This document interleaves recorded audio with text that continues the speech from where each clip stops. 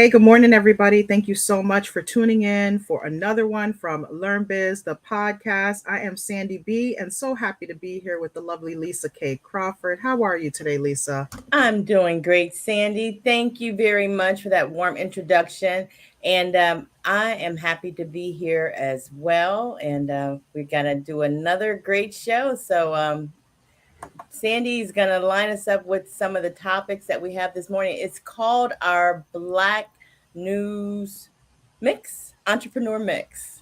We have several articles that we're going to talk about in a rather short period of time. So thanks to the lovely Sandy B. She's got it all lined up for us, and we are ready to go. So this morning we decided we'd touch on some current news to kind of share some topics with you that concern us as entrepreneurs and, some of the lessons that we can learn from each of these scenarios. So we'll start off with the lovely Airbnb, not a Black business, but many of us as Black entrepreneurs and just as families and individuals support Airbnb. I hear stories all the time about us going to different Airbnb facilities all across the United States. So it was very shocking to me to hear this story, but then again, maybe it shouldn't be shocking anymore to hear nonsense. So this story says the infamous Airbnb property wasn't a slave cabin, but it exposed something deeper. So there was a posting on Airbnb, in essence, promoting what was alleged to be a slave cabin as accommodations. What do you think about that? Like a slave cabin, Lisa, that's what somebody decided was appropriate for a theme for an Airbnb. You know what? People will do anything and use anything to make money at the expense of sacred history. It doesn't matter if it's going to make an extra buck because someone thinks they're staying somewhere historical, like a slave cabin. Could it be Uncle Tom's slave cabin? It's just Look, awful. I can't. There was basically a video that went viral on TikTok because, whoever was the poster of this slave cabin decided basically that it was appropriate to have such a thing going on. And I don't know what possessed someone to go in this route, but let's take a look at the viral TikTok video, and that will at least help us understand what happened here. All right. So let me see if my TikTok thing is coming up right. Uh-oh, he already started talking. Oh boy. Let me rewind it. Give me 1 second.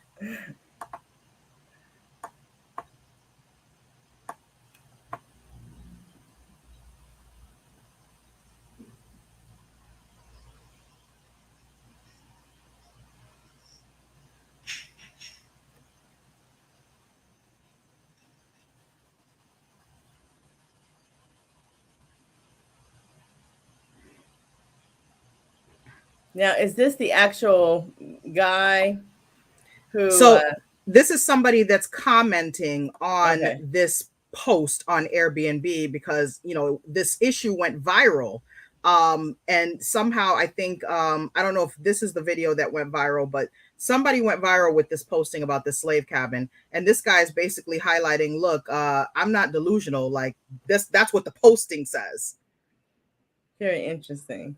So let me see what he finished here. I don't have audio. I'm sorry. What did you say, Lisa? I said I don't have audio. Okay. You can't hear anything? Not at this point. Okay. Give me a moment. Okay. Let's try that again. Okay. No worries.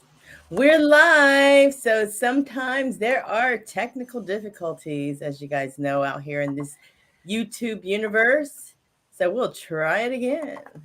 Okay, because I thought you could hear. That's why I was just playing. So hold on. Let me go back.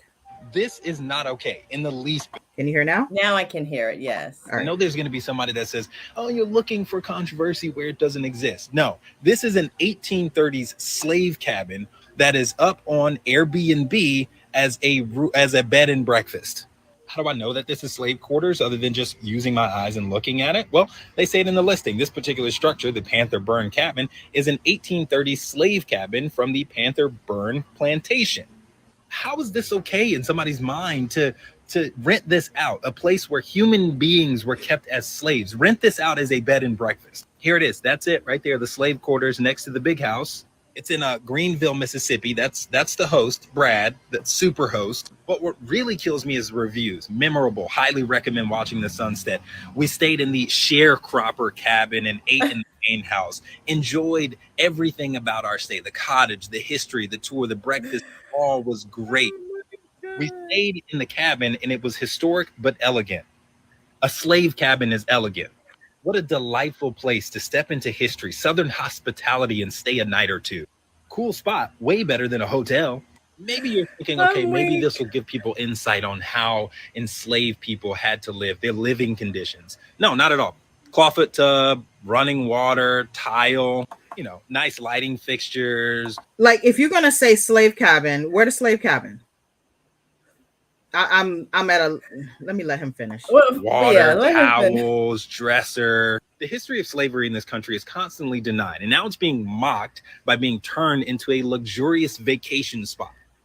Like, you can't tell me at all. You can't tell me that this is right by any stretch of the imagination. I don't even care how you wrap this up. Logic would say this is not okay. Because you would never, ever, ever in a million years, if there was a tragic event in history, want to have someone basically mock it, like he said. You could take 9/11 or any other travesty in American history and ask yourself, if they created a theme around it for entertainment and pleasure, how would you feel about that? Like, this just doesn't make any sense to me. And they can't make it make sense for me. No, there's no way to make it make sense. It's very awful. I'm actually really offended just listening to even some of those descriptions. I don't know if those are real people. They probably are, but that just tells you about people's mindset. They want to sanitize slavery. You cannot sanitize slavery, no matter how hard you try, but they have tried. Look, they tried and failed as far as I'm concerned. So in terms of this article, I mean, basically the popular vacation rental is under fire after this TikTok video slammed the property described as a slave cabin went viral. The estate at the center of the controversy is the Panther Burn Cottage, a small cottage in Greenville, Mississippi. The description stated the building once served as slave quarters. The posting also claimed it was used as a sharecropper cabin and later a medical office. Winton Yates, a civil rights attorney, posted the video on July 28th. Screenshots of the property showed 68 reviews and an overall 4.97 rating. And of course, you heard how he described the quarters. Many social media users were appalled that the location could be rented as a bed and breakfast. The accommodation has since been taken down from Airbnb's website. An apology has been issued, but the location was never a slave cabin. Yates shares with Essence that the property's new owner, a man named Brad Hauser, contacted him at the start of August. He says Hauser revealed to him that the small wooden cottage was never actually a slave cabin and not part of any plantation. This makes it worse to me. Hauser also strongly opposed the decision of the previous owner to market the property as a place that once housed formerly enslaved people. I'm sorry. I don't care what apology you're going to give, sir. You cannot apologize for this. You can't. I mean, it's knowingly false. That's the point. It's knowingly false, and it's used to generate income. And the fact that people relish slave history in such a fantastical way, right, is really appalling. And that's probably just about half of America. I mean, it would have been one thing if he said he didn't understand what he was doing, or he really thought it was a slave quarter and maybe he thought it was going to be something historical. He didn't even apologize for that. He's basically saying, oh, well, it was never a slave quarter, so, oh, my bad, let me pull it down. No, it's not okay, sir. If I ever see your name anywhere, you definitely not on my Airbnb list. First of all, Airbnb should have caught that. That's my thought. Like, why is that even allowed to be posted? Right. Where's your search terms? Where's your research? Where's your historical register to back up your findings that is some type of historical slave quarters? Get your research together. Airbnb needs to check it out and vet that. And so somebody dropped the ball there, apparently. Let me say a prayer before I read these next ones. All right. So Rick Ross fined by U.S. Department of Labor for Wingstop violations. Oh man, not the Wingstop, not the thighs, the thigh stop. No. All right, but the good part is it does say that Rick Ross was ordered to pay out nearly $115,000 in fines, and it's my understanding that he paid them. Let's take a look at this article. He's been hit with violations by the U.S. Department of Labor in connection to multiple Mississippi Wingstop locations. The locations in question are owned and operated by Boss Wings Enterprises, LLC. He's the entrepreneur, right? Which lists Ross. Wings. I like that. Which lists his Ross, his sister Tawanda Roberts, and his mother Tommy Roberts as owners. So this is not one of those situations where they're not directly connected to the business in terms of ownership. It's not like they hired some people and other people are in place. This is their ownership. So, Yes. it makes it challenging for you to try to say, well, I didn't know, because it is your business. It's your responsibility. Right. Ross was ordered to pay out nearly $115,000 in fines earlier this month for back wages, liquidated damages, and civil penalties by the Department of Labor's Wage and Hour Division. The fine stems from employees at the Wingstop locations being forced to pay for their uniforms, safety training, cash register shortages, and background checks. Now, It's interesting that they mentioned cash register shortages, because I always thought that employees would be responsible if there's a shortage, like if it's due to their error or something, but I'm guessing maybe not. Wait, how do you get an employee to pay for their own background check? If I'm paying for my background check, I'm going to pass every time. How do you do that? I'm done. I mean, I've seen it done, and I'm guessing that must be wrong. Safety training, that's a little confusing to me. Yeah. Uniforms is a tough one too, because I'm like, most times uniforms should be included. That should be an expense of the business. Exactly. But this is Wingstop on it, it's theirs. Pretty much. And this is one of those things where it's like, as entrepreneurs, sometimes we don't recognize the level of responsibility that exists when we do start to take on employees, or even if we take on contractors. Because there tends to be a whole debate about whether someone is in fact a contractor or whether they're in fact an employee. And many times people try to kind of blend the lines, but you can't have both. So if they were contractors, then they would have to pay for all these things out of pocket. They would be contractors, but they're not as contractors. Employees, they should be provided those things as a part of the company benefits overall, because it's not their stuff personally. Absolutely. One location was cited for allowing a minor to work past 10 p.m. Oh, no, not the babies. No, which the law prohibits on multiple occasions, while others fail to keep a record of employee hours and wage deductions. Wow. 244 Wingstop employees are expected to be compensated for back wages and damages as a result of the fines. The remaining sum will cover civil penalties levied against Ross. Oh, wow. Rick Ross. Ricky Rose, what happened? Boss up with the wings, man. Restaurant employees work hard, often for low wages. Very true. And many depend on every dollar earned to make ends meet, said Wage and Hour Division Director Audrey Hall. The law prevents Boss Wings Enterprises, LLC from shifting operating costs to workers and deducting the cost of uniforms, cash register shortages, or training expenses, or to allow a worker's pay to fall below the minimum wage. So, it's good in all to know that he took responsibility. And here's what he said. When you're running a business, there will be mistakes, but as the biggest boss, I love it, you don't make the same mistakes twice. You see, taking accountability is big when you're the biggest. And remember this, most successful people don't take stumbling as a setback, but actually a stepping stone to greater things. You heard me? Let's be great. You heard? Biggest boss. All right. Well, what I like about this is the fact that he did take accountability. I wish it hadn't happened to begin with, but sometimes it's a learning curve. And many times folks who acquire wealth in the way that he did, very, over the time, large sums of wealth, it makes it difficult for you to kind of balance running the business versus working in the business, so Well, I've heard of some employers penalizing employees with that they have to repay cash register shortages. I don't know. Apparently, some folks are getting away with breaking the law right there. Maybe. I mean, I didn't even know that was an issue. Maybe we should start. Maybe we need to do an episode on the employment law issues when it comes to hiring Yeah, because employees. I know I've heard of situations like that where people have to pay for their losses in Gotcha. certain forms of in their employment. So Right. I thought that was very interesting. And like you, I agree, he took accountability.